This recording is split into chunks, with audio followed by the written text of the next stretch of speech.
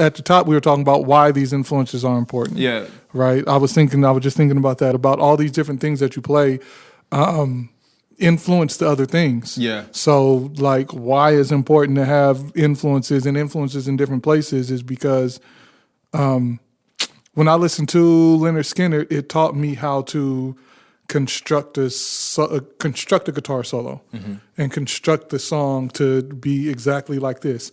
But if I was listening to Marcus Miller and them, I would learn how to actually improv and like have some concepts, but actually be able to improv on the spot. Yeah. Listen to Bossa Nova, you're like, okay, it's not heavy, it's light and it's fluffy and fun. And you get that soft touch. So having that's just some examples, but having all those influences, musicians have to listen to music. Period. Yeah, You know, you have period. to. as much as possible. Period.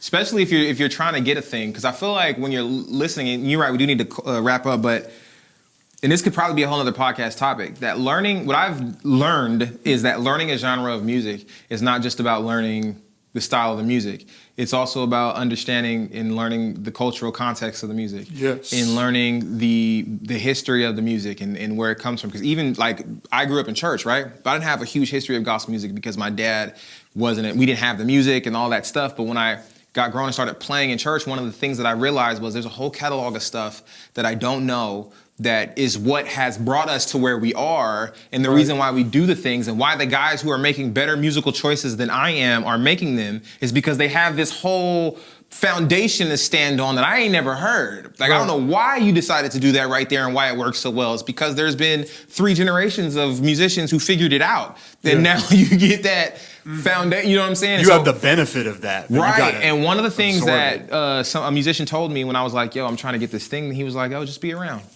And it wasn't even about playing all the time. He was like, just be around, you'll get it. Just be around. And I literally, and I don't know if you remember this, I've said about the younger cats coming up behind us now, is like, I remember when we were younger and coming up, we were always in the room, not playing. Like, oh, they having a jam?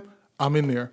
And it's like the youngsters now, they don't want to be in the room. I'm like, well, it's because there's YouTube though now. Yeah, that's true. So like they're not in this room, but they kind of are, right? Yeah. Because at the end of the day, there are like a ton of young drummers that are like, I feel like at least there's so many more young drummers that are so much better than what young drummers were when we were coming up. There was phenomenal, talented, gifted young musicians when we were coming up too, but it just seems like there's so many more. Or maybe we just get exposed to more of the world because of the internet. Because of the internet. Yeah, it's hard to know. But there is so much more access to that stuff than when we were kids. You used to have to go to a concert. Now people are literally on YouTube watching concerts that happened back in the day.